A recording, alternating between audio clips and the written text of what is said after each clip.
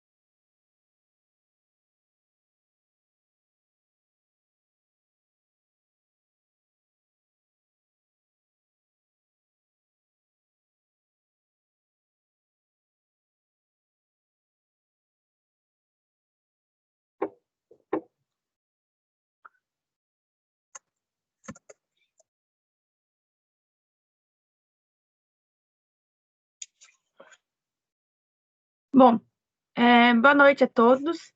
Vamos dar início à nossa disciplina. Espero que todo mundo tenha recebido os links. O link também está no AVA, mas eu mandei para os representantes de sala que eu tinha aqui.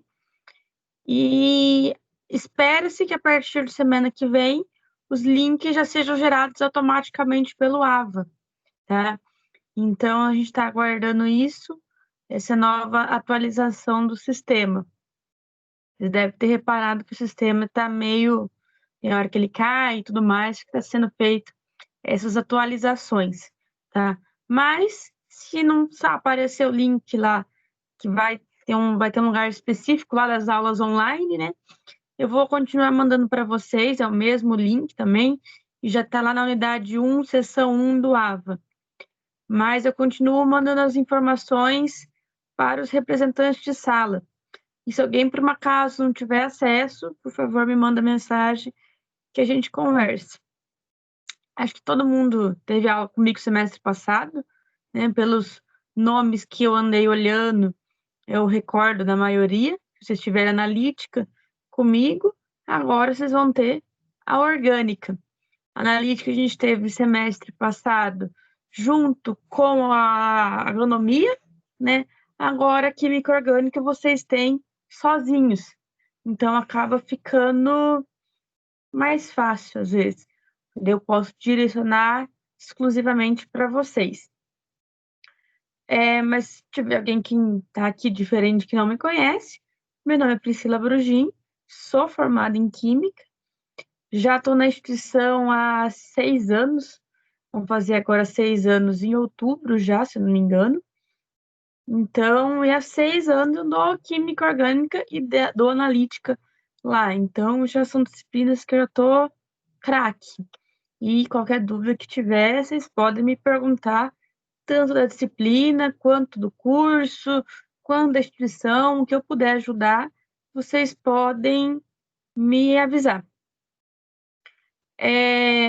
E nesse começo de semestre, a gente vai começar, então, de forma remota.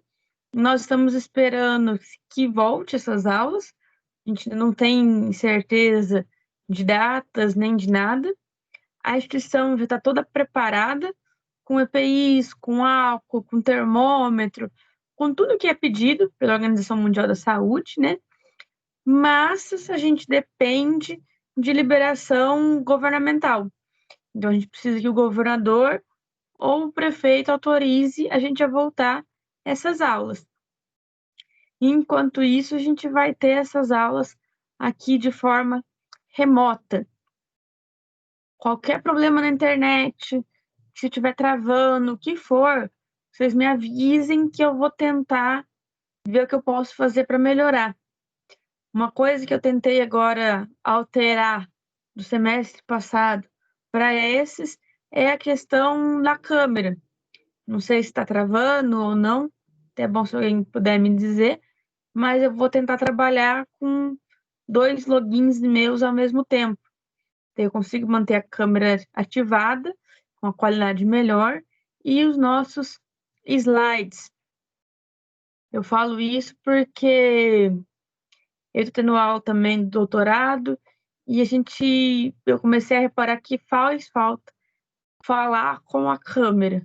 Então, eu vou tentar deixar ela sempre ativada, que eu acho que essa troca de gestos e tudo mais é mais fácil para a gente entender a nossa disciplina, tá?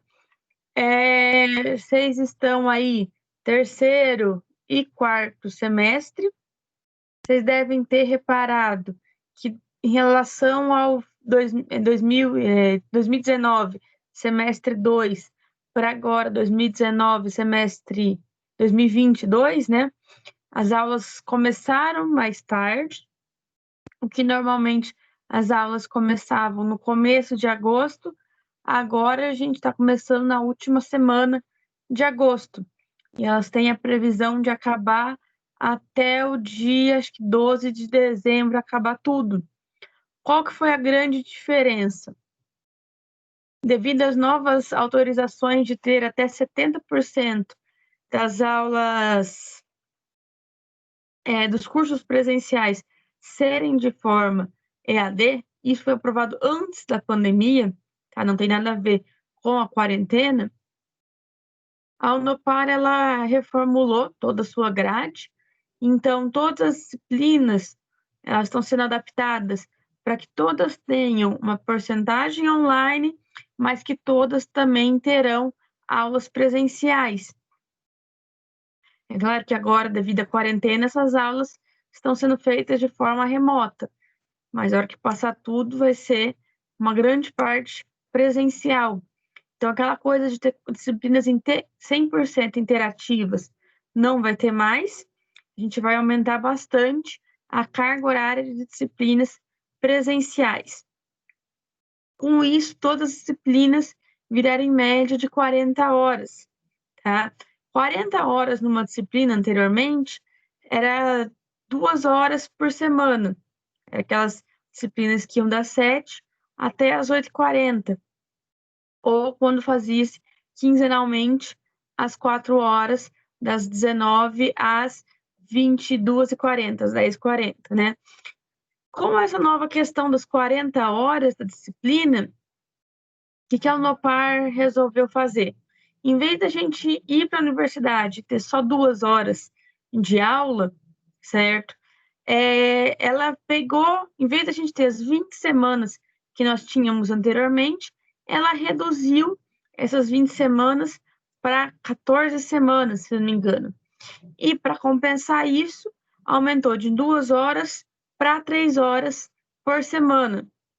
Então, a carga horária das disciplinas ela se mantém a mesma, a única diferença é que ela vai ficar menor quantidade de semanas e mais tempo durante a semana, tá? Então, a tendência é que vocês tenham aula quase todos os dias, presencialmente. Aquela questão de ter janelas, que era muito comum, vai acabar, vai ter uma tendência que tenha aula todas as noites, tá? Então, é algo que vai compensar. Esse sistema que vai ser implantado agora de 2020, segundo semestre para frente, então não vai ter grandes diferenças, tá? Então, a gente começa as aulas hoje e termina na primeira semana de dezembro com as provas, tá? Não muda muita coisa no final lá. Sempre acabava aí na primeira semana de dezembro mesmo. A única coisa é essa questão de começar um pouco mais tarde em agosto, tá? Mas a matéria será a mesma, o plano de ensino é o mesmo e a ementa das disciplinas serão a mesma também. Por falar em ementa, eu vou compartilhar aqui com vocês para a gente conversar um pouco sobre a nossa disciplina. Tá? Vou colocar aqui.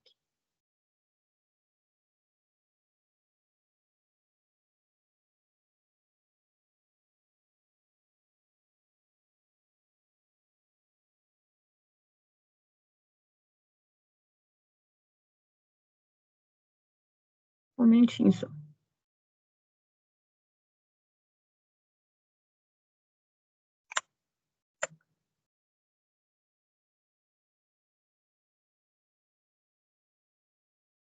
Vou só me achar aqui que eu não deixei aberto.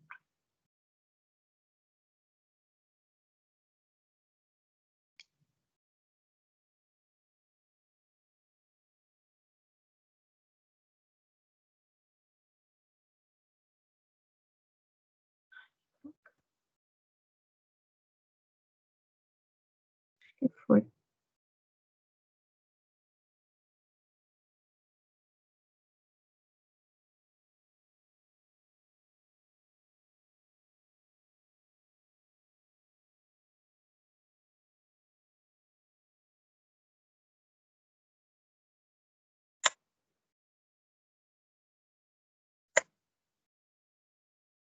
Ai. Pronto. Tá aqui nossa disciplina de Química Orgânica. Para quem não tem ainda aí meu e-mail e meu WhatsApp, tá? A gente já teve aula semestre passado e vocês viram que essa conversa via WhatsApp ajuda bastante, tá? E eu volto a deixar meu WhatsApp aberto. Vocês podem me mandar mensagens com dúvidas, com os trabalhos, com o que for que eu vou estar respondendo, tá? Então, deixem anotado aí e podem me mandar. Se por um acaso vocês não tiverem acesso ao material, tudo mais, por mais que esteja no AVA, vocês também podem me mandar um WhatsApp que eu encaminho o material, tá? Então anotem, apesar que eu acho que quase todo mundo tem meu WhatsApp, pelos nomezinhos, eu lembro que a grande maioria me mandava os trabalhos via WhatsApp, né? E facilita bastante. Com relação aos trabalhos, falando nisso, a gente vai continuar no mesmo esquema de analítica, aonde toda semana a gente fazia uma lista de exercício, tá? E cada lista de exercício, a soma delas vai gerar as notas de avaliação formativa, tá? Então, toda semana vocês vão ter que entrar no AVA, fazer a lista de exercício e me enviar. Para me enviar, pode ser tanto por e-mail quanto também para o WhatsApp. Eu aceito. A única coisa que eu peço para ficar atento é, toda vez que eu vou receber o material de vocês, um trabalho, eu vou mandar um ok recebido, alguma coisa eu vou responder. Se por um acaso eu não responder aí dentro de 24 horas, ou não responder até a data de entrega, vocês me mandam outra mensagem, me procurem em outras redes, aí tem as outras redes sociais, aí Facebook, Instagram, o que for, porque eu devo ter caído em spam o material de vocês, tá? Então, a única coisa que eu peço é que vocês fiquem atentos a isso. Que sempre que eu vou recebendo, a hora que eu dou baixo no material de vocês, eu já respondo para vocês com o recebido, tá? Mas do mais, eu acho que é bem tranquilo. Semestre passado, eu acho que deu para pegar, por mais que a gente sabe da dificuldade do online, a gente conseguiu, quem teve interesse conseguiu aprender. Essa é a grande verdade com relação a essas aulas online. Quem queria só passar na disciplina, passou, mas muita gente quis aprender, a gente conseguia ver isso muito bem. Quem que é o aluno que quer aprender e quem que é o aluno que quer passar, são coisas diferentes. E a gente vai ver isso de novo, tá?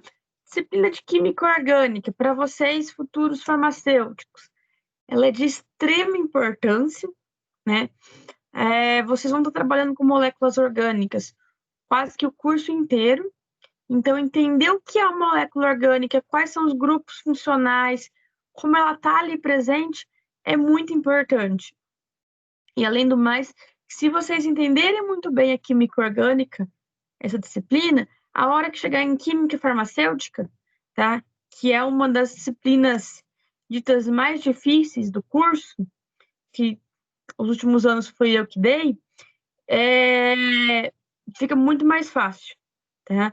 Muita coisa que a gente vai usar lá depende da boa química orgânica, tá? Eu costumo dizer que a química é a base da farmácia, né? Então, enquanto a analítica ela era fundamental para as análises clínicas e esses tipos de análise, a orgânica ela vai estar relacionada com toda a parte farmacológica, tá? Porque ela vai se ligar em sequência com a química farmacêutica ou química medicinal, os dois nomes são aceitos, né? E uma vez que essa química medicinal vai estar completamente relacionado à estrutura do fármaco e como esses fármacos atuam no organismo, tá? Como elas vão atuar com os seus devidos receptores. Então, é de extrema importância. Então, a gente está criando aqui toda a base para vocês, para que continuem o curso de forma excelente, tá? Então, eu confio que a gente vai conseguir começar o curso bem. Vocês aí estão no terceiro, quarto semestre, já estão quase na metade do curso, mas que com isso vocês consigam crescer no curso e crescer no curso de forma tranquila, tá? Querendo ou não, o curso é como se fosse uma escadinha. Você tem que ir degrau por degrau e ir subindo. Então, precisa de uma boa química orgânica para depois entender química farmacêutica, química medicinal, e que vai ajudar a entender a farmacologia, farmacocinética e tudo isso mais. Uma coisa acaba sempre se ligando à outra, tá? Então, vamos tentar, por mais da nossa distância, a gente tentar levar da forma mais séria possível. E como eu já sempre falei para vocês no semestre passado, não deixem acumular dúvidas. Quem aí estava que semestre passado acompanhando certinho, deve ter reparado que o que eu falei realmente foi. Que a gente viu na nossa primeira aula de analítica, a gente precisava dela basicamente quase que lá no último, que era definição, por exemplo, a primeira aula que a gente deu foi definição de ácidos e bases. A gente falou de ácidos e bases basicamente o curso inteiro. Então, como eu disse, uma coisa leva a outra. Então, aqui na orgânica também. Nós já vamos ter aula hoje. Vou falar da estrutura do carbono e assim por diante. E, em seguida, vocês vão ver que isso vai depender toda a nossa química orgânica. Então, é necessário essa base muito bem feita, tá? Só uma coisa, nossas aulas, como sempre, estão sendo gravadas. Por enquanto, eu vou subir elas no YouTube e disponibilizar o link para vocês, tá? Depois, a intenção de que essas aulas sejam gravadas automáticas e vão subir automáticas ao AVA. Vamos aguardar aí as novidades. Mas, se não, essas aulas sempre vão estar lá no YouTube. Do YouTube eu jogo no AVA, tá? Uma coisa que eu preciso falar para vocês vejam quem não está na pauta, tá? Quem ainda não confirmou o horário, tem que fazer rematrícula, o que for que tiver que ser feito, façam o quanto antes possível. Porque a previsão, como eu falei, de ter esse link direto do AVA, já é para a semana que vem. E uma vez que esse link for direto do AVA, eu não vou conseguir mandar o link para vocês, porque cada um vai ter um login personalizado. E aí vai ter a possibilidade de conversar via chat e tudo mais. Então, se vocês não tiverem matriculados de forma correta na disciplina, vocês não vão conseguir acessar e vai acumular toda essa matéria para trás para quando vocês regularizarem. Então, tentem acessar pelo portal, regularizar todas as pendências que vocês tiverem. Qualquer dúvida, ou me procura, que se eu puder resolver, eu vou ajudar, ou manda mensagem para o nosso coordenador, que é o Maicon, que ele também vai estar aí disposto a ajudar vocês. A Giovana, mais alguns dias, ela volta da licença maternidade, né? E aí a gente acredita que ela volte a assumir o curso também para ajudar a gente nesse semestre que vai ter aqui. E falando da nossa disciplina, a gente tem aqui qual que é o nosso livro, tá? Essa nossa disciplina já tem um livro institucionalizado, palavrinha difícil. Esse livro já está no portal para vocês. Esse livro foi atualizado esse semestre. Até o semestre passado era outro livro. Esse livro entrou esse semestre. Eu dei uma olhada nele, eu não li tudo, né? Mas de olhar, a gente sabe o que tem ali de conteúdo, como ele está organizado. Com toda certeza, ele está muito melhor do que era o anterior, tá? Conheço quem é que escreveu ali. Ele tem a tendência a escrever muito bem, ele conhece muito bem do assunto.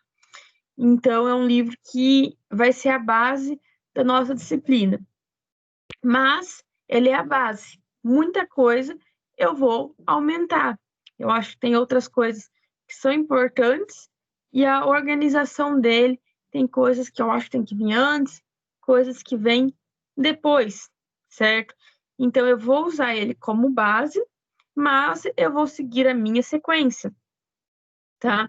Vocês podem usar ele para estudar tranquilamente, mas eu ainda vou acrescentar algumas coisas que eu acho que são necessários e principalmente que eu acho que são coisas que vocês vão precisar para as próximas disciplinas. Como eu comentei, eu estou aqui há 6 anos, eu já mais ou menos conheço bem a estrutura do curso de farmácia, sei o que a gente vai usar nas próximas disciplinas e sei o que os outros professores também precisam, porque a gente acaba conversando, eles acabam reclamando de quais são as deficiências que os alunos chegam, e a gente vai tentar sanar tudo isso. E aí eu vou deixar igual o semestre passado, que qualquer dúvida vocês vão me perguntando, vocês podem abrir o microfone aqui a hora que vocês quiserem, mas para quem tiver vergonha, pode me mandar um WhatsApp, que eu estou com ele aberto aqui na outra tela, e eu vou conseguir responder vocês a qualquer momento, tá? Então, bem tranquilo para essa nossa comunicação. Então, para o nosso livro aqui, ele é separado nas 4 unidades, né? Então, a primeira parte é a parte de introdução, do que é a química orgânica, que é a química do carbono, as ligações, radicais. Aí a gente entra nas funções orgânicas, tá? A parte de função orgânica, talvez vocês tenham visto alguma coisa lá em química geral, tá? Por favor, alguém me avisem se vocês viram alguma coisa de química orgânica lá em geral. Vocês viram álcool, hidrocarboneto, alguma coisa disso vocês viram em geral?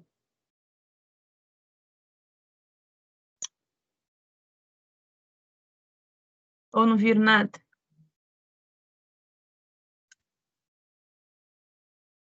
Alguém tá aí?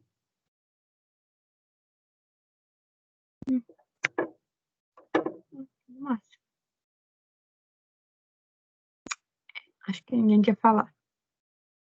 Mas isso talvez vocês tenham visto em geral, senão a gente vai rever aqui e aprender certinho a parte de nomenclatura. Em seguida, na unidade 3, a gente entra na parte de isomeria e terminando com algumas reações, tá? É bastante conteúdo, como eu comentei, mas é possível a gente ver tudo isso. E aí eu montei o nosso cronograma aqui. As nossas aulas, elas sempre vão ocorrer às quartas-feiras, né? Como a gente vê aqui. Não temos nenhum feriado, essa é a grande vantagem da quarta-feira esse semestre. Então, todas as quartas-feiras aqui no começo, nós temos aula teórica. Nossa primeira prova no dia 7 de outubro. Na semana seguinte, que é aquela semana comum de se chamar da semana do saco cheio, né? Onde na segunda-feira é feriado e na quinta também é feriado, vai ser a semana acadêmica, semana do curso. Então, na terça e quarta vai ser palestras, tá? Isso para a instituição inteira. Então, aquela semana a gente não conta, que é semana acadêmica, e aí nós voltamos para as nossas aulas teóricas, para terminar o nosso conteúdo. E no final aqui foi deixado 3 aulas práticas para serem feitas no laboratório. A princípio, essas aulas práticas elas não estão gravadas, vamos aguardar aí, mas a tendência é que a gente, pelo menos para as práticas, nós conseguimos voltar para a instituição e ter essas aulas práticas no laboratório. Por isso que elas foram deixadas lá para o final do semestre, lá para o final de novembro, onde a gente espera que tudo esteja melhor, tá? As coisas já tenham voltado e a gente consiga ir para o laboratório de forma mais tranquila. Mas isso tudo vai depender da situação que tiver essa pandemia, tá? Como eu falei, a instituição já tem tudo preparado para essa volta, desde que a gente parou, porque quando a gente parou não sabia-se por quanto tempo, né? E aí estamos aguardando. Segunda prova, dia 2 de dezembro. E aí nós temos segunda chamada e exame, segunda chamada dia 7, exame dia 10, tá? bem provável que essas provas vão continuar sendo de forma online. E vendo as provas do semestre passado, a gente sabe que as provas são feitas com consulta na internet e com consulta no amigo, né? A gente não é besta, essa é a realidade. A gente consegue ver quem é o aluno que realmente fez a prova e quem é o aluno que copiou. Mas a gente não tem muito o que ser feito com isso. A única coisa é salientar que quem está perdendo são vocês. Afinal de contas, a prova está ali para a gente ver as dificuldades de vocês. Se vocês simplesmente copiam as provas, a gente vai presumir que vocês sabem tudo e que vocês vão se formar uns ótimos profissionais. Só que se vocês simplesmente copiaram toda a prova, vocês vão sair profissionais duvidosos, tá? E aí, com isso, o mercado de trabalho acaba selecionando, tá? A gente, infelizmente, às vezes não consegue impedir desses alunos se formarem, mas o mercado de trabalho cada vez mais vem provando que ele seleciona, tá? A gente já tem casos que a gente conhece de alunos que rolou a faculdade inteira, infelizmente, e não consegue trabalho, tá? Porque cada vez que consegue trabalho, fica lá 1, 2 dias e a pessoa vê que não sabe nada e é mandada embora. Então, o estudo é parte de vocês. A gente está aqui para ensinar, para fazer o melhor, para fazer de tudo para que vocês entendam. Mas depende de vocês estudarem e fazer o que tem que ser feito.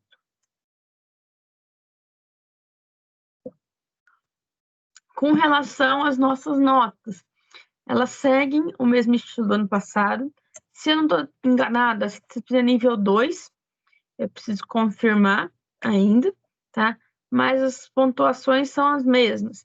Então, na primeira prova, tem valor de 1.000 pontos. E essas avaliações formativas, que serão as listas de exercício no final de todas as aulas, mais 1.000 pontos. E no segundo bimestre, a prova com valor de 4.000 pontos será uma prova cumulativa, então, do assunto do primeiro e do segundo semestre. E a segunda avaliação formativa de 1.500 pontos, aonde 1.000 pontos eu vou reservar para as atividades de final de aula e, 500 pontos para as atividades de final de aula e 1.000 pontos para aquelas 3 aulas práticas, tá? Então, não deixem de fazer as aulas práticas. Mas na hora que estiver chegando lá, a gente vai conversar e vamos ver como vai ser o sistema dessas aulas práticas. Como eu disse, se eu não me engano, essa disciplina é nível 2. Então, eu vou ter aqui 5.000 pontos das avaliações, 1.000 do primeiro bimestre e 4.000 do segundo, né? Ela é uma HMI, então 2.500 das atividades formativas, que serão os trabalhinhos, né? E as aulas práticas. As atividades virtuais que estão no AVA, mais 1.000 pontos. E atividades transversais, 3.500 pontos, totalizando 12.000 pontos. Aonde vocês precisam ter, no mínimo, 2.500 pontos das avaliações oficiais. Isso porque, se eu não me engano, a disciplina é nível 2. Eu vou confirmar para a próxima aula, eu aviso vocês, tá? Só uma dica. Essas atividades transversais são cursos que vocês fazem e vale nota para todas as disciplinas. Então, eu deixei aqui a tabelinha do que vocês podem fazer para ganhar esses pontos, tá? Então, o ED da sua matriz vale 1.500 pontos. Cursos complementares, 300 pontos por curso. Cursos livres, 300 mais 300 pontos. E o desafio nota máxima pode ter até 3.500 pontos, tá? Lembrando que esses pontos vocês fazem nesses cursos e já valem para todas as disciplinas que vocês estiverem cursando. Então, não deixem isso para a última hora. Já comecem a fazer assim que estiver disponível no AVA de vocês, para já irem somando esses pontos para todas as disciplinas, tá? E aí, assim, fica bem mais fácil para vocês passarem de ano e aprenderem também mais algumas coisas. Deixei aqui mais alguns livros de biblioteca complementar, tá? São os livros que eu mais gosto de usar. Todos eles eu tirei da biblioteca virtual, então todo mundo tem acesso, não tem problema. Esses dois primeiros são o Solomos, a Química Orgânica do Dr. Solomos, é um dos mais conhecidos autores. E aqui o John McMurray é outro também bem conhecido, onde tem tanto volume 1, volume 2 e o combo com os 2 volumes, tá? Então são livros bem conhecidos, com certeza foram utilizados como base para criar o livro de vocês e que qualquer dúvida extra ou quiser aprofundar, eu recomendo muito estes livros, tá? Bom, esse começo da disciplina, eu queria apresentar então essa disciplina. Tem alguma dúvida sobre a disciplina em si? Tranquilo? A gente vai andar já para o nosso começo da nossa matéria.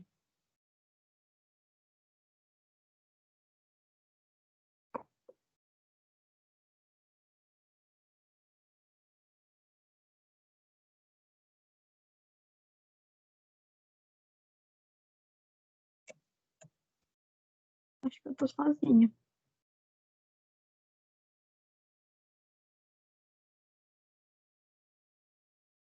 Deixa eu já colocar aqui o nosso material dessa noite.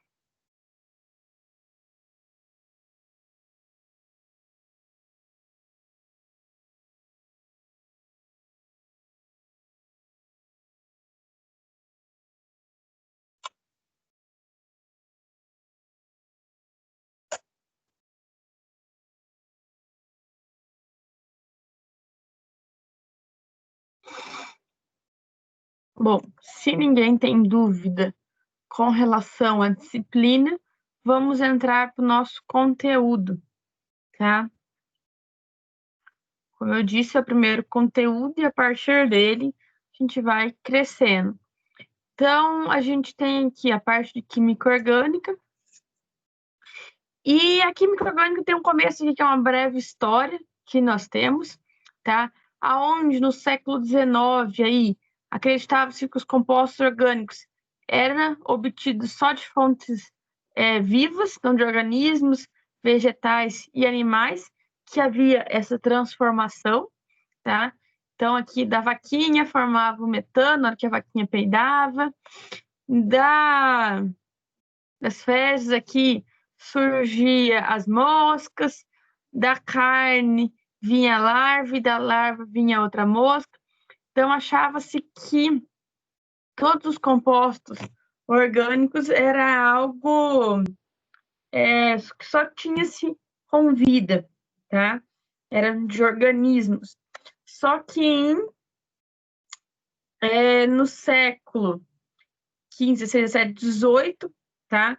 Já esse químico que nós tínhamos aqui, Carl Wilhelm Schell aqui, ele conseguiu isolar algumas moléculas orgânicas, como o ácido tartárico da uva, esse daqui, o ácido cítrico presente no limão, ácido lático do leite, a glicerina da gordura e a ureia da urina. Então, já lá no século XVIII, a gente pensa que não tinha muito recurso, mas ele conseguiu isolar essas moléculas. É claro que na época ele não sabia sua estrutura exata, no máximo que ele conseguia saber eram quais elementos estavam presentes ali, mas não sabia se a estrutura como nós conseguimos ver elas aqui. A gente vê que são estruturas simples e tudo mais, mas eles conseguiam purificar, só não conseguia identificar exatamente qual que é a estrutura. Hoje em dia, com a nossa tecnologia que nós temos, a gente consegue identificar uma mistura relativamente fácil, tá? E até, em alguns casos, ver elas, tá? A gente vai ver alguns exemplos ao longo da nossa disciplina, onde em uma microscopia a gente consegue ver realmente qual que é o formato de uma molécula orgânica, né? Aí, seguindo aqui a nossa linha do tempo, em 1717, tá? Bergamo definiu o que era química orgânica, que era tudo que tinha de organismos vivos, e o que era inorgânico era de minerais, tá? Então, foi a primeira separação, a primeira denominação do que era química orgânica, tá? Na mesma época, já Lavoisier verificou que em todos eles a gente tinha presença de carbono, porque na época, por mais que a gente não conseguia definir toda a estrutura, eles conseguiam colocar fogo em todas elas, e em todas elas eles viam a presença de CO2, tá? E até então, o CO2 eles já conseguiam identificar e colocavam lá, bom, se tem CO2 e queimou, o oxigênio veio do ar, mas o carbono veio da molécula. Então, por isso que descobriu-se que tinha os nossos carbonos. Em 1807, um sueco, Berzelius, ele defendeu o que a gente chamava de força vital, tá? Que era que só os seres vivos são capazes de produzir esses compostos orgânicos. Essa força vital, ele fez um experimento bem besta, aonde ele pegou um galpão, encheu de feno, água e fechou, certo? E deixou lá fechado, e na hora que ele abriu, tinha os camundongos ali dentro. E ele achava que os bichos foram formados dos compostos orgânicos presentes ali. Mas se a gente pensar, e depois essa teoria, claro, foi refutada, é porque simplesmente os bichos entraram pelas frestas, pensa-se em casa de madeira na época, e para comer. Então, os bichos não nasceram do nada, do além, né? Onde eles achavam que só tinha uma força divina para a produção de força desses compostos orgânicos, né, de seres vivos. E, na verdade, era só uma infestação de rato que se tinha na época. E essa teoria ela foi derrubada por Friedrich Euler, tá? Esse químico que é bem conhecido, aonde em 1822, Euler, por um acaso, ele estava aquecendo cianeto de amônio, tá? Que é essa molécula aqui. O cianeto é o OCN e o amônio é o NH4. Ele estava fazendo estudos de cianeto de amônio e aqueceu essa molécula. Uma vez que ele aqueceu essa molécula, ele viu formações de alguns cristais amarelos, tá? E como eu já disse anteriormente, a urina, aqui ó, a urina, a ureia ela já tinha sintetizado, isolado da urina, né?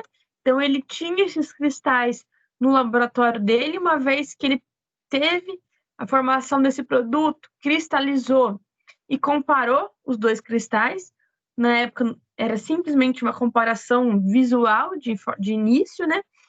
Ele isolou esses cristais, comparou, pegou uma lupa ali, um microscópio e comparou e viu que os dois tinham o mesmo formato. E aí, visto que os dois tinham o mesmo formato, ele fez outros testes químicos e reparou que o produto que ele tinha obtido com o aquecimento do cianeto de amônio tinham as mesmas características da ureia que tinha sido obtida na urina. E até então, sabia-se que a ureia era um composto orgânico. Então, foi aí a primeira vez a sintetizar um composto orgânico, de pegar um cianeto de amônio que era inorgânico e transformar em um composto orgânico, tá? Visto isso, que era possível fazer essa síntese, foi começado um estudo mais aprofundado, aonde o próprio Euler fez a síntese tanto do metanol quanto do acetileno, que são moléculas simples, tá? E seguindo aqui, 1845, esse Hermann Kolbe aqui fez o ácido acético, o vinagre que então era obtido da oxidação dos vinhos, né? Ele foi feito de forma sintética por esse químico aqui, tá? E só em 1858 que realmente a gente teve uma definição sobre o que seria a nossa química orgânica, onde Kekulé, que é um dos grandes pais da química orgânica, ele definiu que é a parte da química que estuda os compostos que contêm carbono. Então, até então, a única coisa que sabia-se é que teria que ter carbono. Hoje, a gente ainda comprova que toda química orgânica tem que ter carbono, né? É óbvio, mas não é simplesmente isso que vai definir uma substância ser orgânica, tá? Como tá aqui, nem toda substância que contém carbono é orgânica. Tem algumas coisas que a gente exclui, tá? O que não é orgânico, que são aqueles inorgânicos, que são, por exemplo, grafite, diamante, que são carbonos puros, monóxido de carbono, dióxido de carbono, ácido cianídrico, carbonato, carbônico, desculpa, bicarbonato, e os seus derivados, bicarbonato de sódio, bicarbonato e assim por diante, tá? O que vai caracterizar um composto orgânico? Primeiro que normalmente compostos orgânicos aqui tem carbono e hidrogênio de forma principal, essencial, podendo ter também oxigênio e nitrogênio, tá? E esses tudo que é diferente de carbono e hidrogênio é chamado de heteroátomos. Então, por exemplo, aqui o fenantreno, onde nós vamos ver que só são carbonos e hidrogênios, ela não tem outros elementos. Já a presença, por exemplo, na nicotina, onde eu tenho nitrogênio, eu tenho a presença dos nossos heteroátomos aqui junto. Então, o necessário da química orgânica é a presença de carbono e hidrogênio. E para a gente entender melhor a química orgânica, tá? Vamos ver o porquê que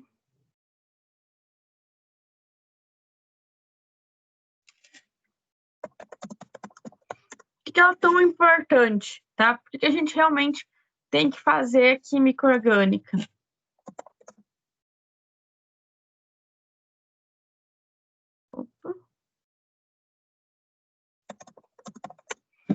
Tá? É a parte da química que eu mais tenho compostos no mundo, tá? Ele é muito maior que a parte inorgânica. Quando eu falo inorgânico, vocês tiveram lá química geral. Inorgânico são aqueles metais que eu tenho de forma principal, metais e alguns ametais. Então, a gente vê que a química orgânica é basicamente poucos elementos ali, carbono, hidrogênio, oxigênio e nitrogênio. São 4 elementos, e desses 4 elementos eu tenho uma quantidade de compostos muito maiores do que todo o resto dos elementos da tabela periódica, que nós temos aí 120 elementos da tabela periódica. Então, tirando os 4 aqui, sobram 116 elementos. Então, mesmo assim, a química orgânica ela tem muito mais moléculas identificadas e estudadas. Até o ano de hoje, né, eu pesquisei hoje, já tinha-se 20 milhões de compostos orgânicos, tá? Então, a quantidade é muito grande. Não são 20 mil e nada, são 20 milhões de compostos nas mais diversas áreas, tá? Então, tem coisa pra caramba. E é graças à química orgânica que a gente tem coisas do nosso dia a dia, tá? Então, por exemplo, tem a fabricação de plásticos, nylon, poliéster, teflon, tudo isso é nosso dia a dia. Roupa nossa tem aí nylon, tudo junto, poliéster, senão a coisa seria bem diferente, tá? Temos a parte de compostos naturais orgânicos, por exemplo, petróleo, gás, carvão, tudo isso são compostos naturais, só que são orgânicos, são naturais, né? São orgânicos, mas são naturais. E aí, dentro dos sintéticos, a gama acaba sendo muito maior, tá? Por exemplo, plásticos, corantes, medicamentos, inseticidas, roupas, e aí a gente não acaba. Hoje em dia, a gente não consegue mais pensar em nada da nossa vida que não tenha nada orgânico. São poucas as coisas, melhor a nossa frase, são poucas as coisas que não tem nada de orgânico. Então, porque por mais que eu pense lá em alguma coisa que seja inorgânico, eu sempre vou ter um corante, um algo que vai estar presente. Então, a química orgânica é essencial para as nossas vidas, tá? E o que manda na química orgânica? Como eu falei, quem que é o grande responsável para a química orgânica? É o átomo de carbono, que vocês devem ter visto ele na tabela periódica quando tiver química geral. Então, olhando para o nosso átomo de carbono, aqui da tabela periódica, ele tem número atômico igual a 6 e massa de 12, tá? Então, ele tem aqui 6 elétrons na sua camada ali, né, nas camadas que se divide, e 6 prótons, devido ao número atômico ser igual a 6. E ele tem massa igual a 12, quer dizer que o núcleo dele tem 12 componentes, são 6 prótons e 6 nêutrons presentes, tá? E aí, colocando aqui o nosso carbono com 6, eu posso dividir esses 6 elétrons nos subníveis. Lembra lá a distribuição? Um S2, então, no camada 1, subnível S, tem 2 elétrons, faltam 4, ainda foram 2, né? Que representam quantos elétrons ele tem. Segue para a próxima, 2S2, então camada 2, subnível S, tem mais 2 elétrons, formando todo 4, faltam mais 2. Aí eu vou para camada 2, subnível P. Se vocês lembrarem, o subnível P, ele pode ter até 6 elétrons na sua camada, na sua subnível. Ele só tem 2, porque ao todo aqui eu já completo os 6 elétrons que ele precisa. Se eu dividir isso em camadas, então na camada K tem 2 elétrons e na camada L tem 4 elétrons, totalizando então os 6 elétrons do carbono. Tá? Lembrem lá da regra do octeto, tá? Aonde um átomo fica estável com 8 elétrons na sua última camada, tá? Então, o carbono ele tem 4 elétrons na última camada. Para ele estabilizar, ele precisaria ganhar mais 4 elétrons e aí ficar com os 8 elétrons na sua última camada, ficando então estável, tá? Para ele ganhar esses 4 elétrons, ele vai precisar fazer as 4 ligações. Então, para ele fazer as 4 ligações, a gente chama ele de um átomo tetravalente, tá? Cada valência é de uma ligação que ele faz. Então, o carbono é uma das grandes responsáveis da química orgânica, é o fato de ele fazer essas 4 ligações. E para a gente entender um pouco melhor de como funciona a química orgânica, Kekulé, que foi aquele que deu a definição da química orgânica, que eram compostos contendo carbono, teve os postulados dele. tá? O que são postulados? São verdades inerentes. Até então, quando foi descoberto, ele sabia-se esses 3 postulados, ele não conseguia explicar muito bem o porquê, mas eles sabiam que acontecia isso em todos os compostos orgânicos, tá? Então, pegou-se esses 3 postulados que são verdades, tá? E a partir disso criou-se toda a teoria de química orgânica. O primeiro postulado a gente já até falou, que o carbono é tetravalente, tá? Como ele tem 4 elétrons na sua última camada, precisa de mais 4 para formar 8 elétrons na sua última camada. Então, ele vai formar 4 ligações. Quando a gente fala as 4 ligações, eu posso ter diversos tipos de ligações. Por exemplo, aqui o metano, onde eu tenho 4 ligações do tipo simples, certo? Mas ele vai estar fazendo as 4 ligações. Se eu pegar o nosso eteno, para esse primeiro carbono aqui, então no primeiro carbono ele está fazendo 2 ligações simples com o hidrogênio e uma ligação dupla com o outro carbono. Como eu falei, são 4 ligações. Então, eu tenho aqui uma com o hidrogênio, 2 com o outro hidrogênio e mais 2 com o carbono, formando, então, as 4 ligações, como foi dito. E essas 2 ligações são compartilhadas com outro carbono. Então, para esse carbono do lado, também tenho as nossas 4 ligações. Então, uma com hidrogênio, outra com outro hidrogênio e essas do meio que são compartilhadas entre os 2 hidrogênios. Segue-se o mesmo raciocínio para o etino, onde eu tenho uma ligação com o hidrogênio e 3 ligações aqui entre os carbonos, formando então as nossas 4 ligações que o carbono sempre vai fazer. O segundo postulado de Kekulé é que o carbono tem 4 valências livres. O que isso quer dizer? É que se eu pegar aqui, todos os pontos são iguais.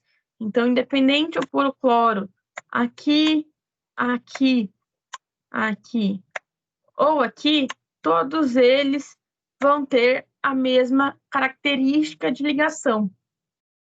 A hora que a gente for ver ao longo da disciplina, a gente vai ver que acaba tendo diferença da posição dos elementos, mas o que interessa é a ligação.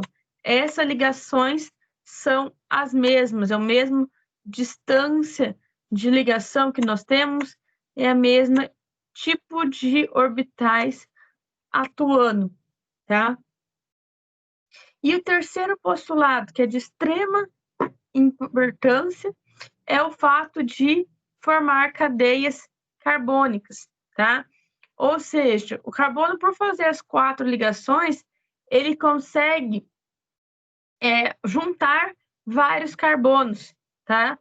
Então, com isso, eu posso ter cadeias enormes. Quando eu falo cadeias enormes, eu estou comparando, por exemplo, com proteínas que têm tranquilamente ali 1000 carbonos, 100 carbonos, e assim por diante. Então, a quantidade é muito grande. A gente não tem um limite disso, tá? E por isso que a gente tem aquela quantidade de carbono de compostos orgânicos tão grande. Como a gente falou ali no começo, temos em torno de 20 milhões de compostos devido a esse fato que eu tenho cadeias muito grandes e essas cadeias vão ter ramificações e formas diferentes delas se organizarem, tá? Então, vai fazer toda a diferença. Tem outros elementos que podem fazer essas cadeias, como aqui o enxofre e o fósforo, eles também teriam essa capacidade de formar cadeias, mas elas nunca chegaram a ser tão grande igual as do carbono, tá? Por vários fatores que não nos vêm ao caso, tá? Eles não são tão estáveis igual ocorre no carbono. Então, por isso que só no carbono que a gente tem uma química totalmente separada, que é a química orgânica, e uma quantidade de compostos e um estudo tão grande de um único elemento e seus compostos feitos a partir dele, tá? Quais são as propriedades gerais de um composto orgânico, tá? Os compostos orgânicos são ligados de forma predominante com as ligações covalente, tá? Vendo aqui ligação covalente, a gente lembra o que é uma ligação covalente? Na ligação covalente, eu vou ter o compartilhamento desses elétrons, tá? Então, se a gente pensar lá, por exemplo, numa ligação iônica que vocês devem ter visto em geral, tá? Aonde eu vou ter um átomo com carga positiva e um átomo com carga negativa, tá? Porque um átomo vai passar os elétrons para o outro.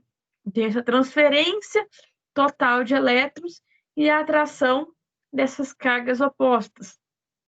Aqui não, na ligação covalente que nós temos a junção desses dois átomos e esses elétrons eles vão se entrelaçar, eles vão ser compartilhados entre os dois átomos que nós temos. E pensando que é uma ligação covalente, nós temos as seguintes características que são normais de qualquer composto covalente, tá? Que é ponto de fusão e ebulição são baixos, tá? Solubilidade em solventes apolares, porque normalmente ele tem a tendência em serem compostos mais apolares. Quando eles são adicionados em solução aquosa, eles não conduzem eletricidade. O que quer dizer isso? Se eu tenho, por exemplo, uma água com sal, tá? E vou colocar ali um fio desencapado.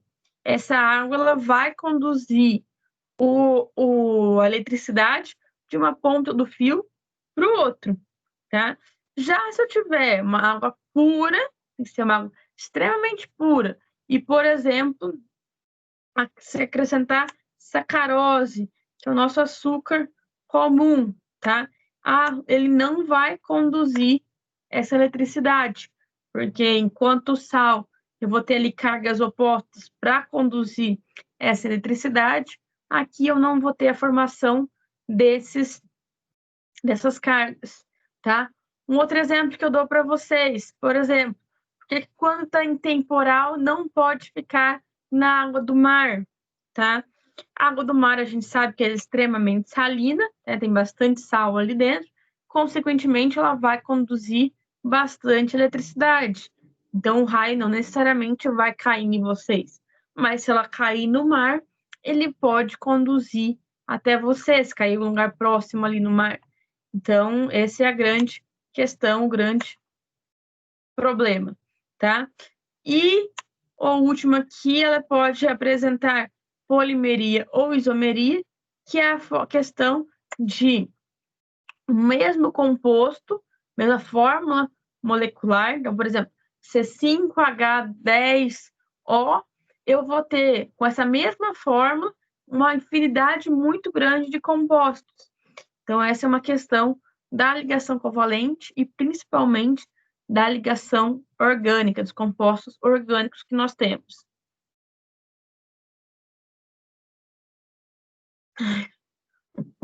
Nossa, perdi o jeito de falar tanto de uma vez só. Continuando, tá? Vimos esses princípios básicos, tá? Uma vez que a gente viu esses princípios básicos, a gente precisa entrar em algo muito importante, que é o que a gente chama de hibridação, tá? Ou hibridização, vocês podem achar com esses dois nomes. O que é o processo de hibridização? É o processo de junção de orbitais dentro de uma molécula, tá? Mas quando eu falo em orbitais, o que passa na cabeça de vocês? Tem que passar esse desenho. Lembrem-se lá da química geral que eu separo os nossos subníveis aqui em S, P, D e F, né? Porque a gente separava os elétrons presentes em um átomo nas camadas, lá de camada de 1 até 7. Depois que passava das camadas, a gente tinha a organização em subníveis, aonde o subnível S ele tinha a capacidade de ter até 2 orbitais, o subnível P ele poderia ter até 6 orbitais, subnível D poderia ter até 10 elétrons, desculpa, são elétrons, subnível S 2 elétrons, P 6 elétrons, D 10 elétrons e subnível 10 14 elétrons, tá? Pensando nisso, a gente tem o desenho desses orbitais, aonde cada orbital desse, ele pode ser separado em outros orbitais, de forma que eu só posso ter 2 elétrons por orbitais. 2 elétrons por orbitais.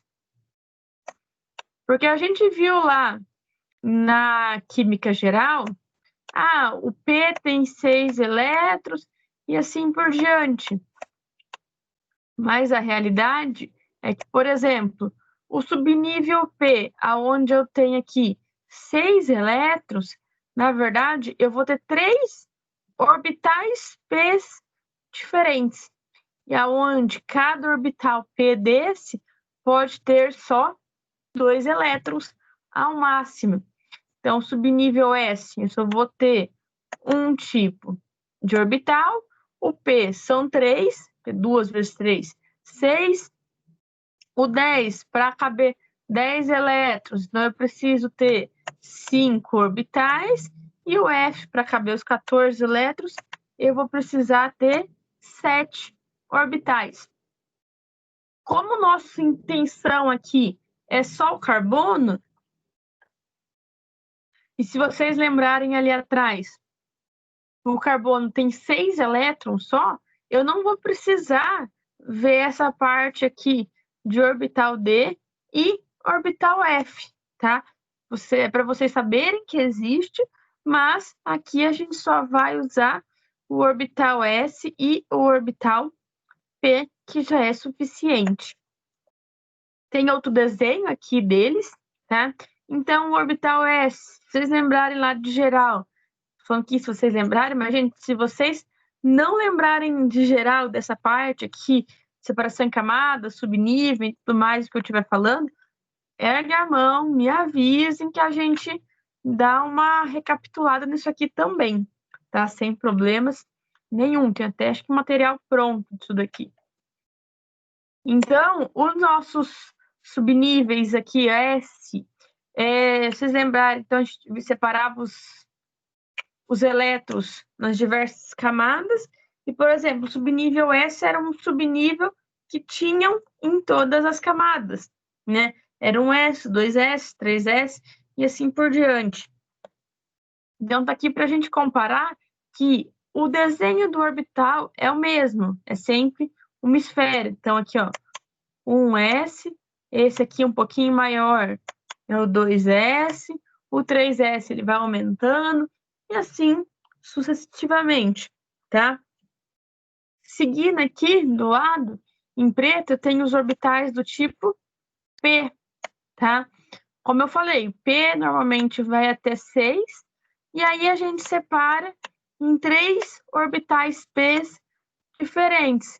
Então, normalmente, a gente separa em PX, PY e PZ, tá? Que são as 3 coordenadas que nós temos gaussianas, tá? Por que a gente separa isso? Porque os orbitais têm essa figura aqui de alter, tá? E ele vai ser umas 3 orientações espaciais. Então, tem aqui, por exemplo, o PX, o PY e o PZ, por exemplo.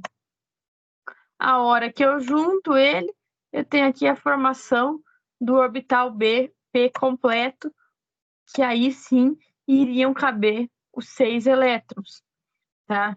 Então, essas junções que nós temos aqui. Mas beleza, vimos aí os orbitais, espero estar tranquilo. Se não estiver tranquilo, mandem uma mensagem, tá? Sem problema nenhum, qualquer coisa eu reviso isso, se vocês não tiverem visto muita coisa em geral, sem problema nenhum, tá? Mas vamos falar de ligação e vamos falar da ligação mais simples que nós temos, que é a nossa ligação entre os nossos hidrogênios, tá? Por que eu vou falar do hidrogênio? Hidrogênio é o nosso menor elemento que nós temos. É o único elemento que eu só tenho um próton e um elétron, nem neutro eu tenho nele, então é muito fácil da gente trabalhar com ele, porque eu só tenho um próton e um único elétron, tá? Porque o número atômico dele é 1 e a massa também é 1, tá?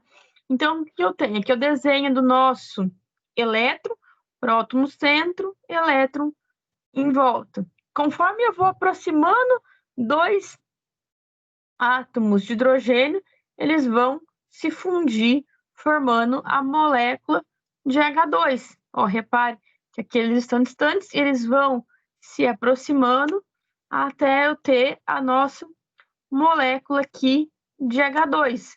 Aonde a gente pensar aqui a nossa molécula de H2, eu vou ter a presença de 2 prótons mais 2 elétrons.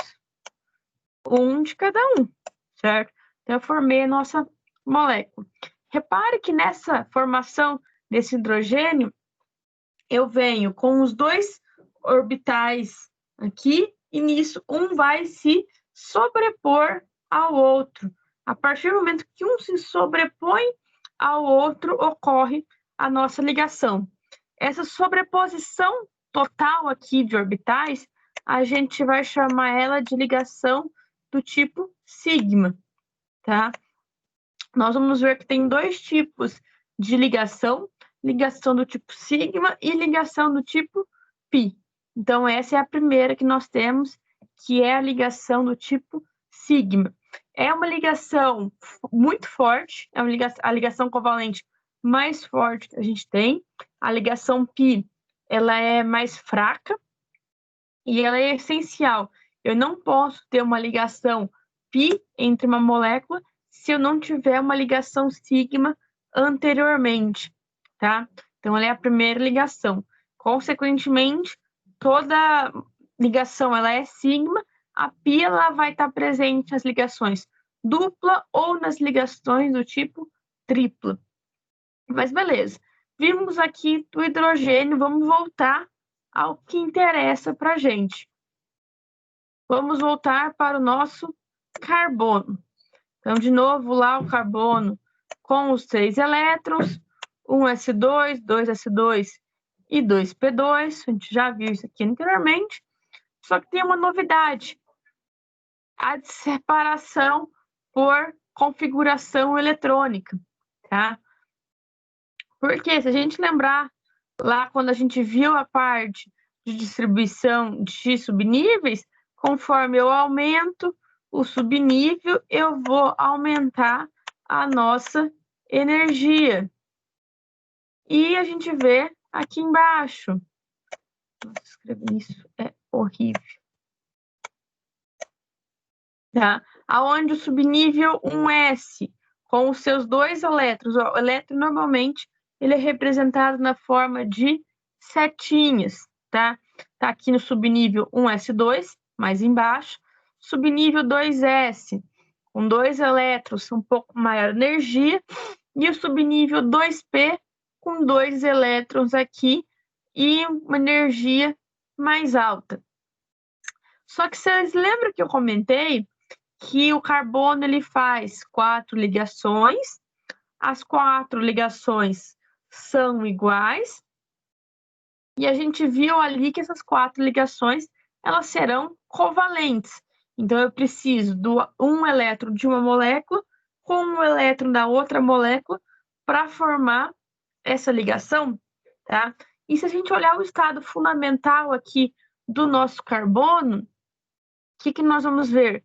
Eu tenho só 2 elétrons aqui para fazer a ligação, porque eu preciso de um elétron do carbono para juntar com um elétron do outro elemento para formar essa ligação. Então, se a gente olhasse assim, a gente iria ver que não teria como formar as 4 ligações do carbono. E toda a nossa química orgânica iria para o ralo. Seria impossível ocorrer. Aí que foi se estudando e foi descoberto o que acontece realmente, que é esse processo de hibridização.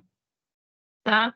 Esse aqui seria o estado fundamental do carbono, com os orbitais P e os orbitais S. A gente olhando isso aqui também, a gente consegue ver que eu não teria como formar as 4 ligações iguais. Como eu comentei ali, quando a gente falou dos postulados, 4 ligações são iguais. Aqui a gente vê que eu não tenho 4 orbitais iguais para formar essas ligações. Então, também não teria como ocorrer. Tá? Oi, alguém falou?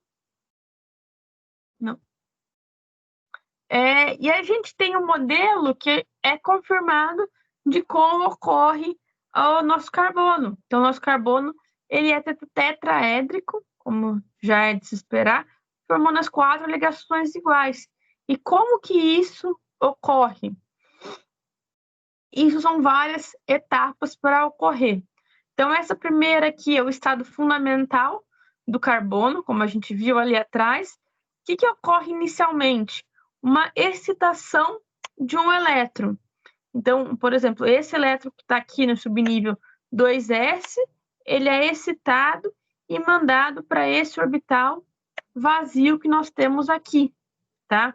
Então, passando esse elétron para cá, a gente vem aqui para o estado excitado ou ativado do nosso carbono. E aí, olhando aqui, eu vou ter os nossos 4 elétrons emparelhados, e aí sim eu conseguiria formar as nossas 4 ligações que a gente precisa, certo? Bom, já começou a ficar um pouco mais certo o nosso átomo de carbono, com as 4 ligações. Só que no segundo postulado, o que eu falei para vocês? Que essas 4 ligações, elas são todas iguais, a ligação é a mesma, o orbital é a mesma. E a gente olhando aqui, a gente vê que isso não é real, se eu mantesse assim, porque eu tenho uma energia para uma ligação, seria, e 3 ligações com uma outra energia. Eu não teria aquele postulado de eu posso ter as 4 ligações com a mesma energia e serem todas iguais. E aí que entra definitivamente o processo de hibridização. O que seria esse processo de hibridização? Seria a mistura desses orbitais. É como se a gente pegasse esses 4 orbitais, juntasse todos dentro de uma caixa, misturasse e voltasse a separar dentro de 4, tá? Ou pensem lá, pegou esses 4 orbitais, jogou dentro do liquidificador, vai mexer tudo e vai sair numa coisa intermediária, tá? Que é o que a gente consegue ver. Acho que essa figura está um pouco melhor. Vou manter essa aqui mesmo, tá? Aonde eu tinha aqui no estado fundamental, como a gente viu ali atrás, 2 elétrons no estado 2s e 2 no 2p. Ele sofreu excitação, então passou um elétron para cima. A partir do momento que ele passou um elétron para cima, eu tenho nosso estado excitado, mas eu vou ter aqui as nossas 4 ligações diferentes. Então, aqui eu tenho 4 ligações do tipo diferentes. E aí sofre o processo de hibridização. É como se eu pegasse essas 4 ligações, misturasse e formasse novos orbitais, e agora os 4 orbitais de forma iguais, tá? E aí sim a gente consegue comprovar aqueles postulados. Então, eu tinha aqui inicialmente um orbital 2s mais 3 orbitais p's, formando então 4 orbitais do tipo sp3, sendo o orbital sp3 nesse desenho aqui, tá? Então, a gente vê pela energia que a gente tinha. O orbital 2s ficou vazio, o orbital 2p vazio também, todos eles, e criou-se um novo orbital aqui, intermediário entre os dois, com os 4 ligantes, e aí podendo fazer as 4 ligações de formas iguais, tá? Alguns exemplos que nós temos dessas ligações, tá? O primeiro exemplo que nós temos é o nosso metano, aonde eu vou ter metano é formado por um átomo de carbono e 4 hidrogênios, é a molécula mais simples orgânica que nós temos. Então, como eu falei, formou 4 orbitais do tipo sp3. Cada orbital sp3 que vai ser formado vai se juntar a um orbital do hidrogênio. O orbital do hidrogênio ele é redondinho porque é só o orbital 1s que ele tem ali. E aí eu vou ter essa sobreposição entre esses dois orbitais, tá? Uma vez que eu tenho aqui essa sobreposição, a gente chama essa ligação de ligação do tipo sigma, tá? Esse desenho mesmo é ligação sigma. Então, aqui, ó, o carbono tá aqui no meio, tá? E aqui eu tenho os 4 hidrogênios interagindo com os orbitais, formando a nossa molécula de metano.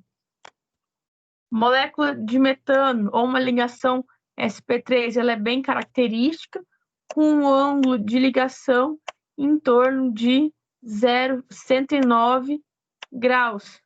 Então, é a maior distância que eu posso ter sempre de todos os elementos aqui, que é 109 graus. Então, as 4 ligações estão iguais na maior distância que ela possui entre si.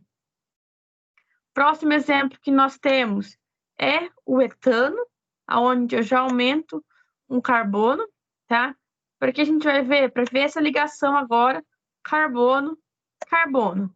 Então, a primeira ligação, que é a ligação carbono-hidrogênio, é da mesma forma. Eu tenho essa sobreposição entre os dois aqui, que também continua sendo uma ligação do tipo sigma. E aí agora eu vou ter a junção desses dois carbonos aqui presentes, né? C2H6. Então, os hidrogênios a gente já viu como é que faz. A questão é que eu vou ter 2 carbonos. Então, ele vai juntar 2 orbitais sp3. Então, esse é um sp3 do carbono 1, por exemplo. E aqui é uma outra molécula sp3 do outro carbono. E da mesma forma que ocorre no hidrogênio, eles vão sobrepor um sobre o outro. Uma vez que eles sobrepõem aqui um sobre o outro, eu vou ter também uma ligação do tipo sigma, tá? Formando aqui a nossa molécula de interesse aqui, no caso, o nosso etano. Pessoal, eu tenho mais o SP2 e o SP. Eu acho que mais uns 20 minutos eu acabo, no máximo, meia hora. Eu posso pegar o intervalo de vocês e aí vocês saem mais cedo? Ou vocês querem o intervalo como sempre?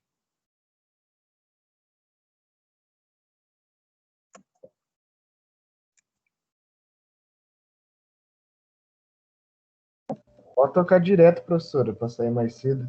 Jogo do Coringão. Então, fechou. Assim a gente já daqui a pouco acaba. E segue o fio na meada também, tá? E, gente, se vocês tiverem me perdido, me avisem que a gente vai rever tudo isso, se for preciso, tá? Então, agora vamos para o nosso SP2. Então, esse início aqui é o mesmo, tem nosso estado fundamental, que eu não conseguiria fazer as 4 ligações, eu promovo um elétron. A partir do momento que eu promovo um elétron, eu conseguiria fazer as 4 ligações, tá? Mas aqui a gente não vai juntar essas 4 ligações para formar a nossa hibridização. Aqui a gente tem uma pequena diferença, porque a gente só faz a junção de 3 orbitais. Então, eu vou pegar 2 orbitais do tipo P e um orbital do tipo S. Por isso, esse nome sp2. Quer dizer que eu tenho um orbital S e 2 orbitais P, que é um S e 2P. Vai sobrar aqui do lado um orbital P aqui. Então, quando a gente faz isso, eu juntei um S e 2P, formando 3 orbitais do tipo sp2, e a gente sobra um orbital P não hibridizado, tá? Esse orbital P não hibridizado vai ser responsável por realizar as ligações do tipo dupla, tá? Se eu sempre hibridizasse tudo, eu não teria como fazer as ligações duplas. Então, eu tenho aqui um orbital 2s mais 2 orbitais P, formando 3 orbitais do tipo sp2. Todos eles acabam tendo o mesmo desenho, o nosso orbital. Então, como a gente falou anteriormente, subnível S fica vazio. No P2, eu vou perder, né? Para formar, então, aqui o subnível sp2 de energia intermediária, sobrando um orbital P vazio. Aonde a gente for ver a estrutura, aqui em azul eu tenho os 3 orbitais sp2 e esse aqui é o nosso orbital P vazio, que ele vai fazer toda a diferença de como ocorre essa ligação. Então, vamos pegar lá. Eu vou sempre ter sp2 na presença de duplas ligações. Então, peguei o exemplo do eteno, onde eu tenho deixa eu trocar de cor. 2 carbonos ligados entre si, formando uma dupla ligação.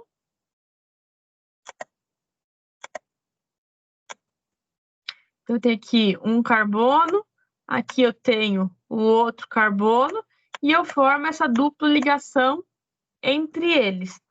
Então, inicialmente, eu vou ligar aqui os carbonos hidrogênios, que a gente já conhece, formando essa ligação sigma aqui. A ligação primordial de carbono com carbono também vai ocorrer, formando também essa ligação do tipo sigma. Como eu falei, a ligação sigma, ela é a primeira que ocorre e é sempre a mais forte. Quando eu tenho nosso orbital aqui, ó, já está formando essa ligação sigma entre os nossos carbonos. E aí a gente consegue ver que aqui sobrou um orbital P, aqui sobrou o outro orbital P. Coloque na cabeça de vocês, gente, que o orbital P são os 2 lóbulos, tanto a parte de cima quanto a parte de baixo. Então, tudo isso aqui, ó, vou marcar em amarelo, é todo o nosso orbital P, não são orbitais diferentes. Cada carbono tem um orbital P. E aí, o que vai acontecer? Eles vão interagir entre si. É como se eu tivesse aqui a nossa ligação sigma no meio e em cima e embaixo, esses orbitais eles vão se conectar. Só que essa conexão ela é muito fraca, porque eu não vou sobrepor os orbitais como ocorria aqui na ligação sigma. Essa sobreposição ela é fraca e é o que a gente chama de ligação do tipo π. Então, numa ligação dupla, tá? Deixa eu aqui mesmo. Eu vou ter inicialmente sempre uma ligação sigma e depois eu vou ter uma ligação do tipo π, tá? Aqui a gente tem uma outra representação dessa mesma molécula, carbono no meio, fazendo aqui no meio a ligação sigma, e aqui nas extremidades eu tenho a nossa ligação do tipo π, sem contar as ligações com o carbono que nós já vimos anteriormente, tá? Aqui, de novo, essa nossa interação do tipo sp2, aqui em verde, as ligações sigma aqui no meio, né? E aqui em azul ocorrendo as ligações π entre os orbitais 2p, tá? E o último modelo que nós temos, o último tipo de hibridização, é o modelo do tipo sp. Se a gente continuar pensando, seguindo o mesmo raciocínio, quer dizer que eu tenho um orbital s e um orbital p. Então, o processo inicial ocorre da mesma forma, a promoção de um elétron. A diferença é que aqui eu vou só juntar 2 orbitais. Os outros 2 orbitais vão ficar não híbridos, que é o que eu tenho aqui, ó. 2 orbitais do tipo sp, e aqui sobrou os outros 2 orbitais do tipo p de forma separados. Então, eu vou juntar só um s mais um p, formando 2 orbitais do tipo sp. Uma vez que eu juntar eles, eu vou ter essa diferença de energia. Então, os 2 orbitais p serão com uma energia, e os 2 orbitais do tipo sp têm uma outra energia intermediária, tá? E a gente vai pensar aqui na nossa ligação. Então, de início, aqui eu tenho um etileno, onde eu tenho 2 carbonos aqui em cima. Esses 2 carbonos vão fazer 3 ligações entre si. Uma das ligações, elas obrigatoriamente têm que ser sigmas, e as outras ligações serão as ligações do tipo π que nós já comentamos. Então, seguindo esse mesmo raciocínio, carbono e hidrogênio aqui é sigma, esses carbonos primeiros são sigmas, e aqui eu vou ter a nossa ligação do tipo π. A diferença do etileno para o eteno, que a gente viu anteriormente, é que são 2 ligações π, ao contrário do outro, que era só uma, né? Então, se eu comparar aqui o nosso etileno, nossa ligação sigma aqui no meio, e as ligações π em volta. Então, esse azul com esse azul, e depois esse azul com esse azul. Eu vou grifar aqui o que é um orbital, o que é o outro. Ó, esse em azul aqui, ó, esse aqui, ele faz parzinho com o de trás, tá? Não dá para aparecer. É um orbital aqui, o outro orbital P para cima aqui, que vai se juntar ao outro orbital, formando as ligações do tipo π. Aqui acredito que dê para ver melhor. Então, aqui eu tenho a sigma em verde, aqui eu tenho uma π, e aqui eu vou ter a outra ligação π.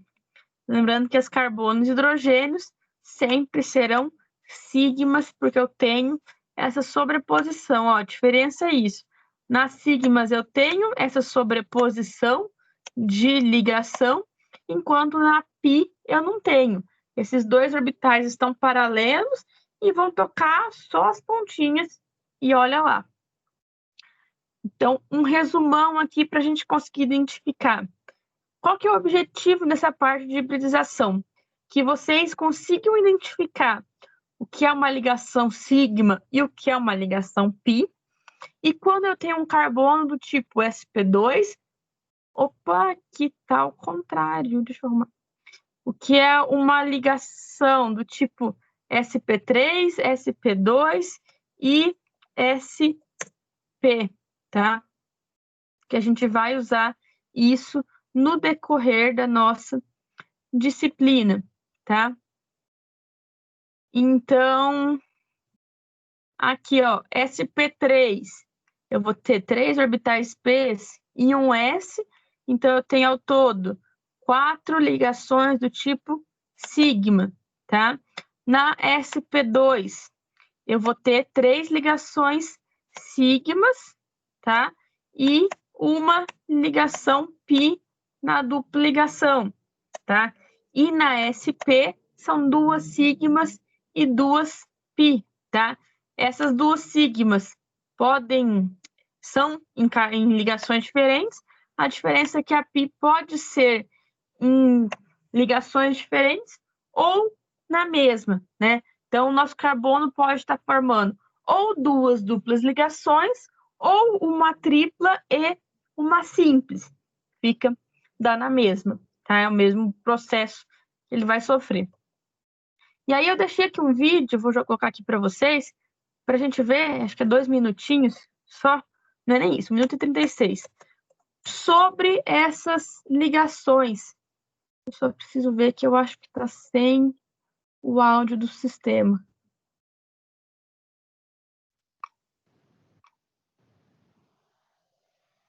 O link vai estar no material, já está no AVA para vocês, e aí vocês conseguem acessar. Hybrid orbitals are formed by a mixing of the hydrogen-like sp and d orbitals of free atom. The 3 p orbitals are directed along the x, y, and z axes.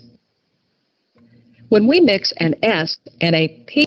Então, ó, deixa eu tirar o som aqui e eu ir falando, né? Temos os 3 orbitais p, px, py e pz, que quando juntam formam o orbital p como um todo, certo? Formando o orbital p como um todo. Se eu juntar o orbital s com o px, forma o orbital sp, os 2 orbitais do tipo sp. Se eu juntar um s com 2 orbitais p, ele vai formar o sp2.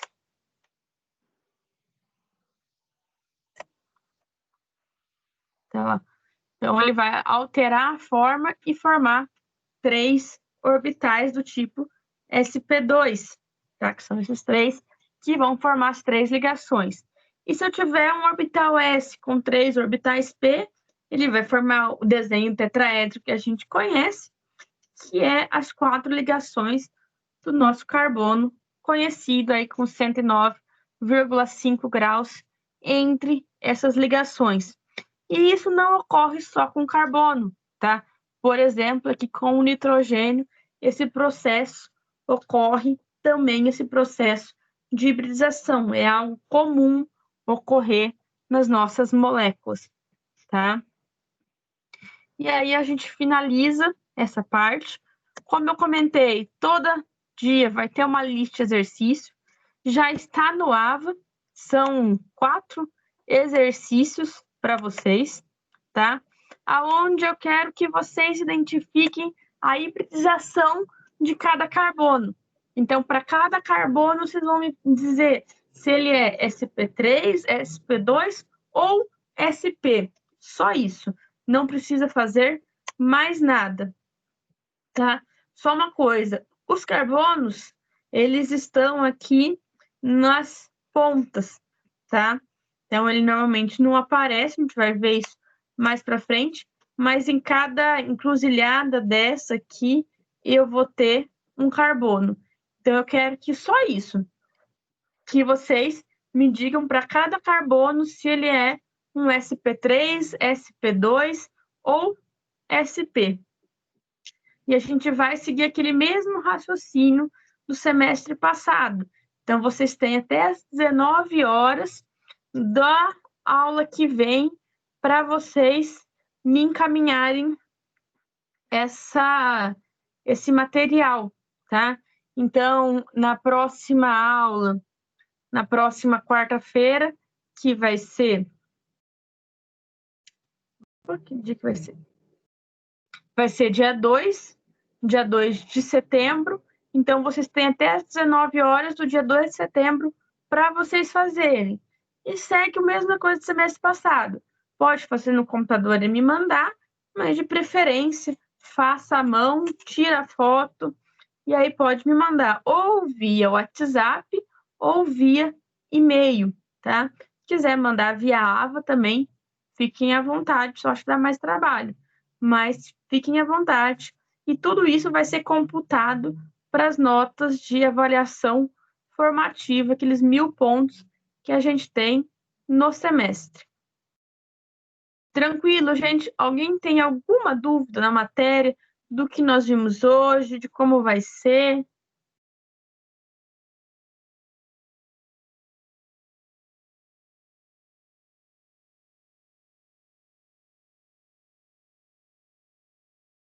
Se ninguém tiver nenhuma dúvida mais, por hoje nós terminamos. Na quarta que vem, nós voltamos para corrigir isso e dar continuidade no nosso conteúdo.